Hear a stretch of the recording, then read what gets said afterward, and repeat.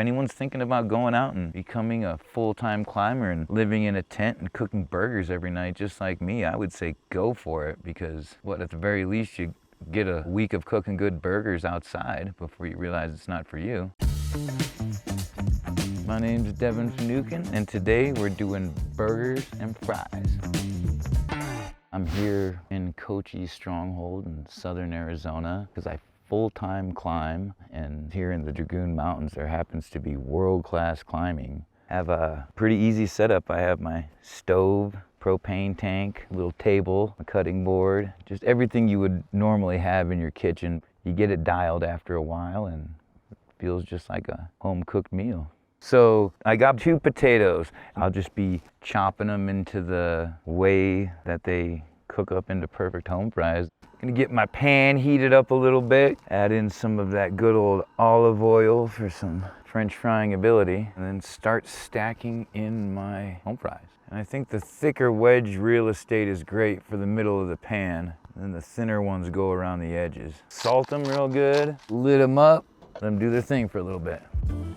I choose to live outside because I have the opportunity in my life right now to do so. I had a great 9-to-5 job for years. I raised a son. At some point I was like, wow, there's got to be a different way to live, a little happier and off the grid, and climbing full-time lends itself to being outdoors, and this is just where I found myself at this juncture in my life. I'm sure I won't be able to cook off a traveling picnic table and a propane stove my whole life, but for where I am, this is pretty good for me. I'm gonna flip these fries real quick because they're making that drip noise and I can tell that it's about that time. And I'll kind of flip each one of these, making sure they're golden on one side. Then I'll hit them with another round of salt. And then this other kind of spice, I don't even know what it is. It's like I don't know, like some brown sugar, kind of peppery action. Then I'll turn these suckers down just a little bit and get ready for the meat.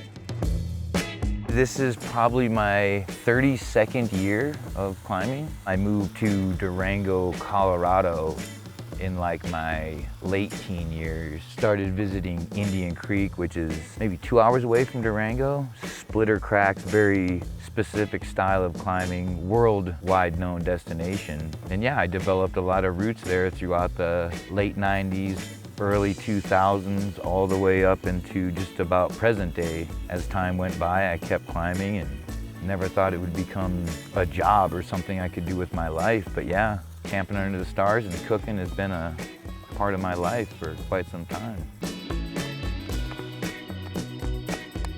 Flatten it out in a nice disky shape. I like a nice consistent patty. I found that leaving it uncovered doesn't turn the fries mushy. Slide this burger over, drop those buns down, add in some Kraft American. Being from Wisconsin, I should be more of a cheese connoisseur, but you know, it's got its own plastic wrapper, man.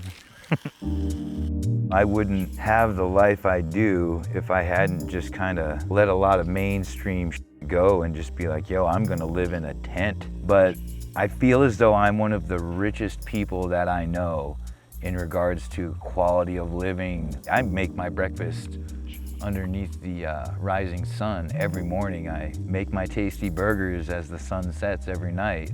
I would recommend go do what you want to do in this lifetime in regards to making yourself happy, because looking back and being like, boy, I missed an opportunity is a bad feeling to have. But at the very least, you get a week of cooking good burgers outside before you realize it's not for you. That's a win. All right, I think this thing's just about ready. And that's it.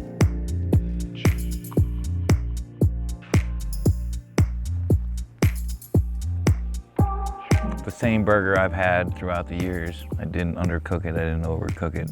Toasted the bun perfectly. Melted the cheese correctly, seasoned to perfection.